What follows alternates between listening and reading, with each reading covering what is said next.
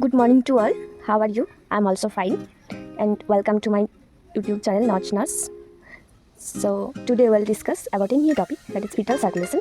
Okay. So at first we'll know what is fetal circulation.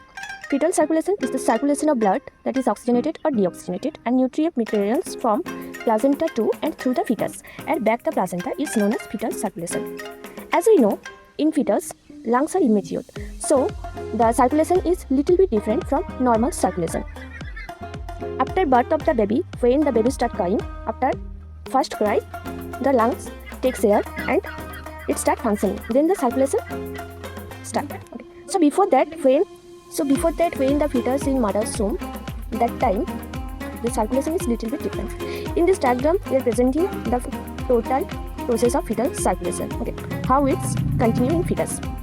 After that, this is the pathway of fetal circulation. Okay, so what happened here? Deoxygenated fetal blood. Deoxygenated fetal blood is conducted to the placenta via two umbilical arteries. The umbilical arteries arises from the interiliac arteries. Beforehand, we will know that umbilical cord have two arteries and one vein, two umbilical arteries and one umbilical vein. That in normally what happens, artery carries oxygenated blood and vein carries deoxygenated blood.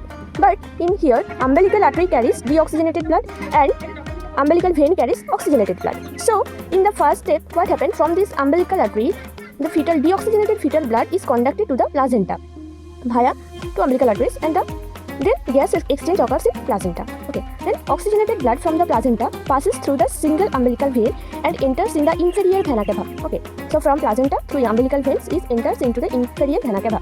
Then about 50% or half of the total blood flow in the inferior vena cava passes through the liver and the rest bypasses the liver via ductus venosus. The inferior vena cava also drains blood returning from the lower trunk and extremities. On reaching the heart, blood is effectively divided into two streams by edge of the interarterial septum, that is also known as crista dividens. A larger stream is shunted to the left atrium through the foramen ovale lying between inferior vena cava and left atrium. Okay.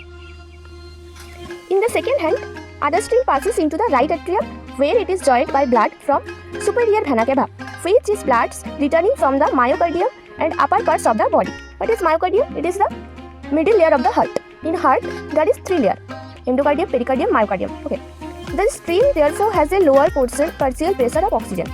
Next, because the large pulmonary vascular resistance and the presence of the ductus arteriosus, most of the right ventricular output passes into the aorta at a point of distal to the origin of the arteries, to the head and upper extremities.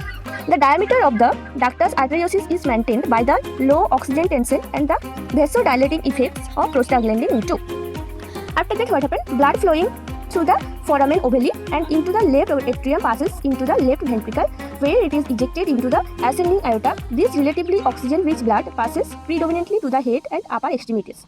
Okay, so this is all about fetal circulation. Thank you to everyone for watching my video, and please do like, share and subscribe for more video like this.